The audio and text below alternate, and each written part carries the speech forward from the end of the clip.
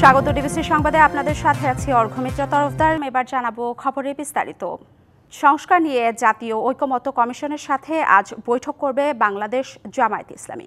সকাল 10টায় জাতীয় সংসদ ভবনের এলডি হলে মতবিনিময় শুরুর কথা রয়েছে।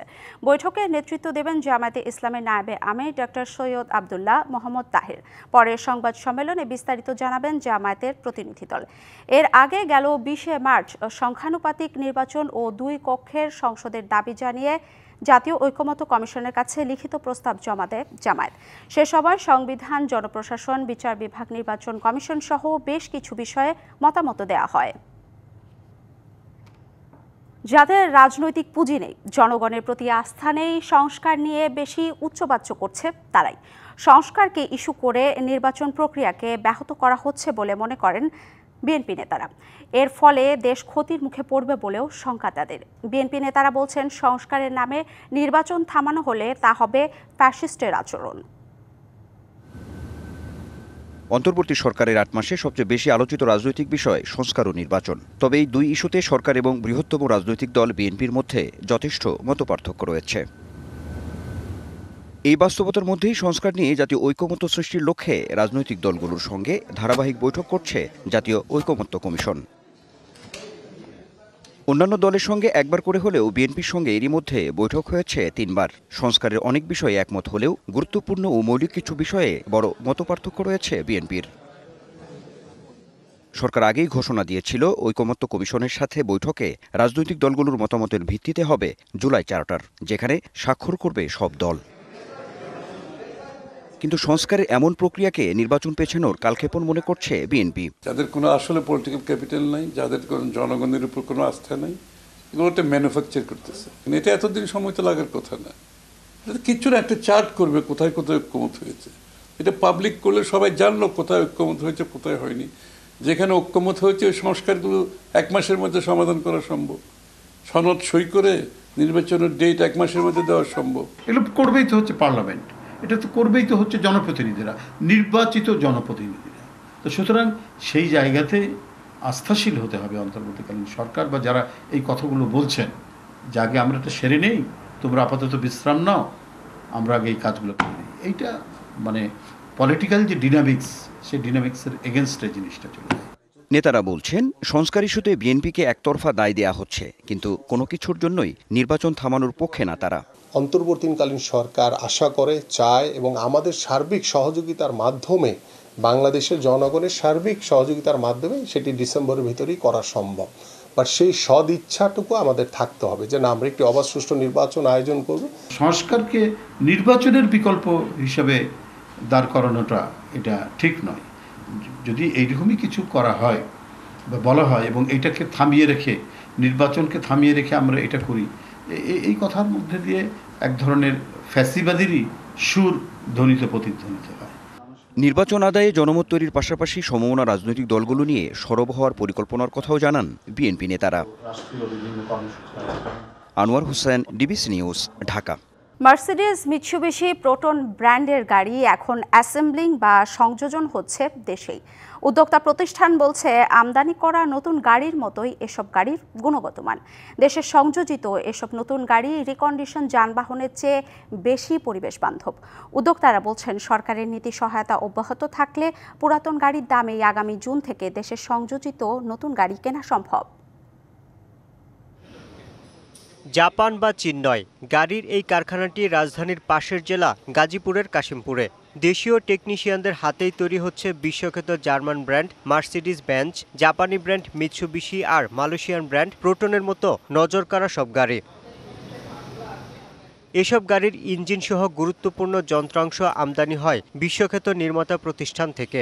এরপর সেগুলো নিপুণ হাতে সংযুক্ত হয়ে রূপান্তর হয় পূর্ণাঙ্গ গাড়িতে। আমরা যে প্রোডাক্টটা তৈরি করছি, আশা করি আমাদের এই প্রোডাক্টটা বাজারে যখন আসবে, আমরা মেড ইন বাংলাদেশ প্রোডাক্ট হিসেবে একটা ভালো প্রোডাক্ট আপনাদের প্রেজেন্ট করতে পারবো। উন্নত প্রযুক্তির পেইন্ট শপ, অ্যাসেম্বল শপ পেরিয়ে আসতে হয় প্রত্যেকটি গাড়িকে। ব্র্যান্ড প্রতিনিধিরা বলছেন, সস্তা শ্রম ও গাড়ির বড় বাজার থাকায় বিশ্বখ্যাত ব্র্যান্ডের গাড়ির সংযোজন কারখানা স্থাপনের অপার সুযোগ এদেশে। I'm very proud বাংলাদেশে সংযোজন কাজ করতে পেরে আমি আনন্দিত। শুরুতে কিছু সমস্যা থাকলেও এখন খুব দ্রুত গতিতে কাজ চলছে। আশা করি দ্রুতই বাজারে আসবে এসব গাড়ি।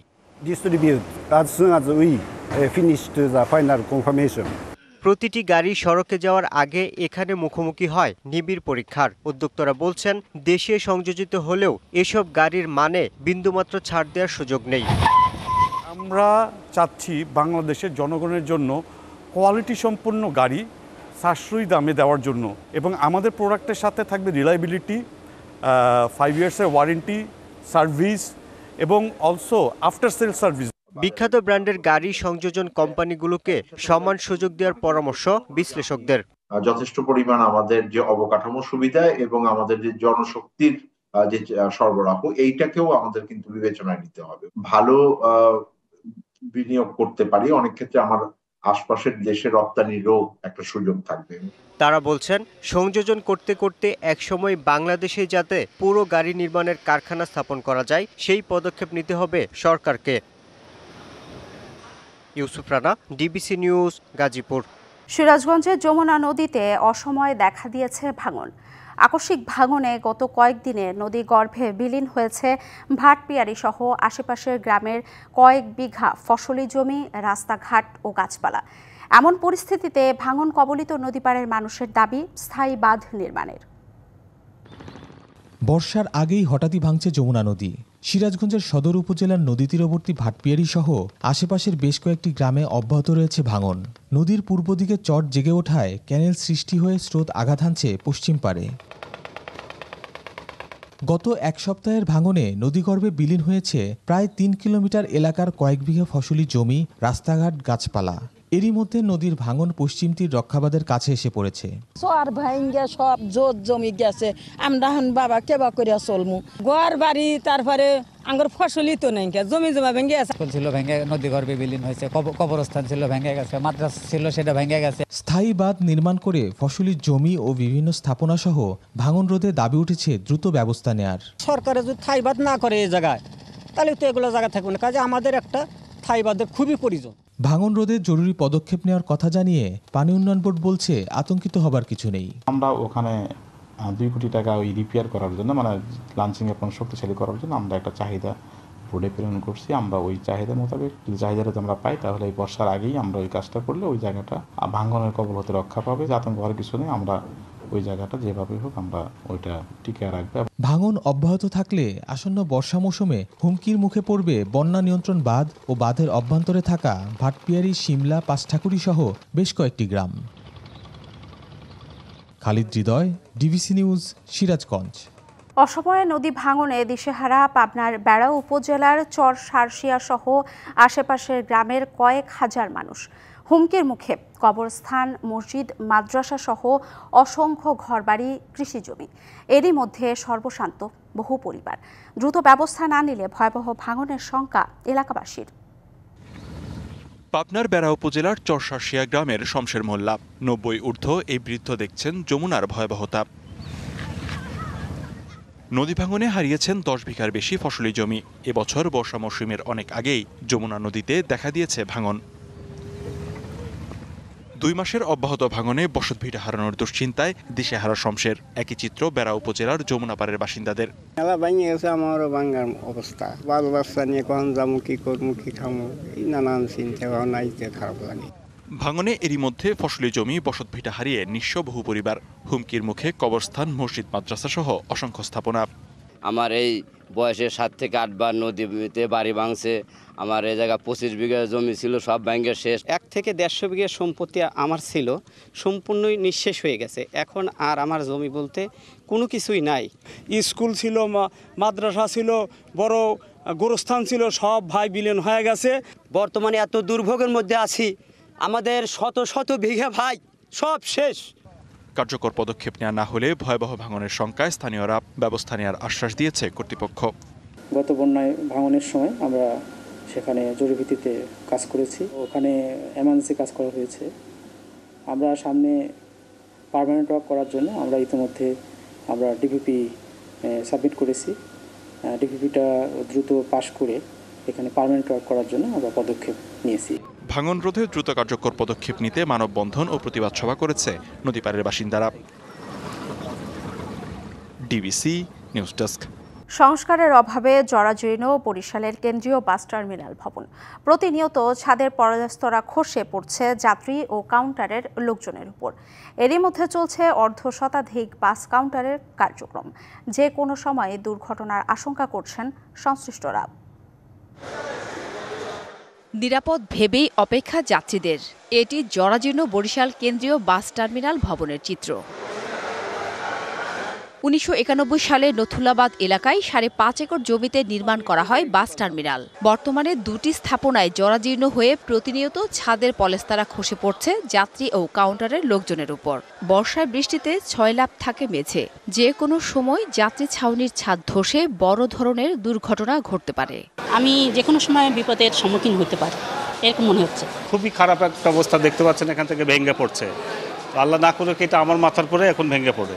জরাজীর্ণ ভবনটি সংস্কার অথবা নতুন ভবনের দাবি সংশ্লিষ্টদের।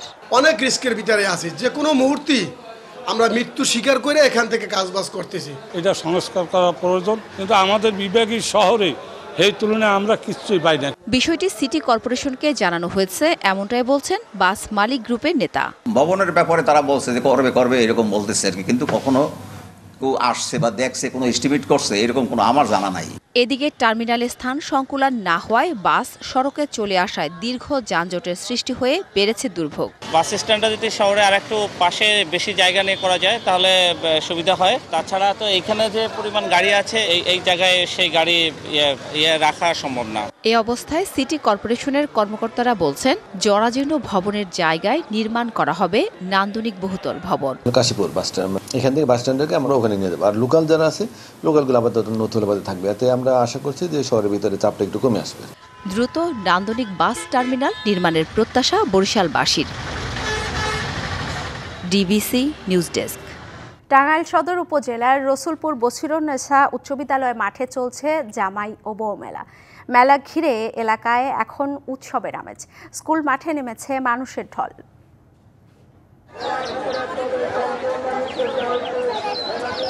1.5 শতাধিক বছর আগে টাঙ্গাইল সদরের বাছিরুন্নেসা উচ্চ বিদ্যালয় মাঠে শুরু হয় বৈশাখী মেলা।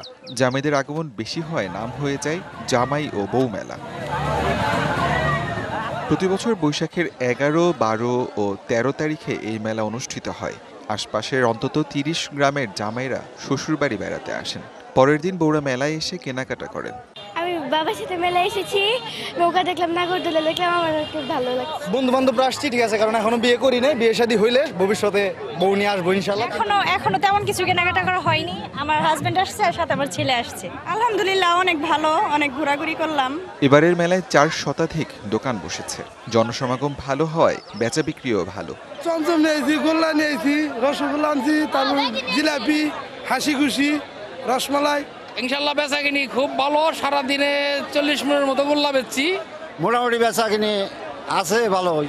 মেলায় সুশৃঙ্খল রাখতে স্বেচ্ছাসেবকদের পাশাপাশি কাজ করছে আইন শৃঙ্খলা বাহিনীর সদস্যরাও। এটা আমাদের পূর্বপুরুষ থেকে শুরু হয়েছে। 150 বছরের পুরানো, আমরা মনে করি তারও বেশি হইতে পারে। এটা একটি আনন্দ উৎসবমুখর সকল জামাই এবং মেয়েদের একটা মিলন মেলা হয়। প্রতিদিন ভোর থেকে গভীর রাত পর্যন্ত এই মেলায় ভিড় জমায় কয়েক লক্ষাধিক দর্শনার্থী। বেচা বিক্রি হয় প্রায় কোটি টাকার ওপর। DBC news desk. গ্রীষ্মের ঢাকায় যেন চলছে রঙের উৎসব। গলি ঘুপচি থেকে রাজপথ, নানা রূপ ও বর্ণের ফুলে বর্ণিল মহানগরী। তীব্র উত্তাপ আর যান্ত্রিক কোলাহলের মাঝেও প্রকৃতির সুধা পানে ব্যস্ত সৌন্দর্য পিপাসু নাগরিক মন।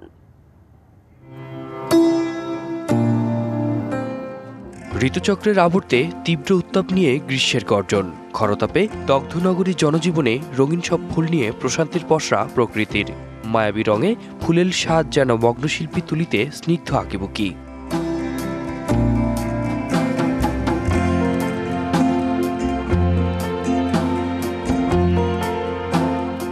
নগরী জুড়েই এখন রঙের ছোঁয়া।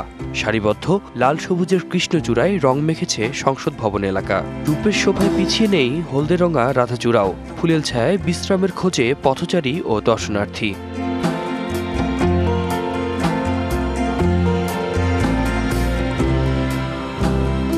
হাতির ঝিলে রং ছড়াচ্ছে কনকচূড়া হিমচাপা, আছে সোনালু জারুলো।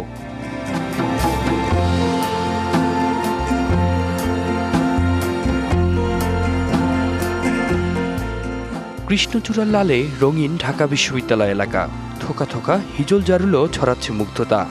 ফুল তো সবার কাছে অনেক ভালো লাগে, আমাদের মূলত এই রাস্তায় আসাই হয় ফুল দেখার জন্য। যানজটের মধ্যে ফুল দেখতে অনেক ভালোই লাগে, শহরের জীবনে একটা মানসিক প্রশান্তি কাজ করে। ফুল আসলে ভালো লাগার জিনিস, ফুল দেখলে সবারই মন ভালো হয়ে যায় এবং অনেক ভালো লাগে। সৌন্দর্য পানে সৌন্দর্য পিপাসু মন, হাড়ভাঙ্গা খাটুনির ফাঁকেও সুন্দরের ভাবে মত্ত এই রিক্সা চালক।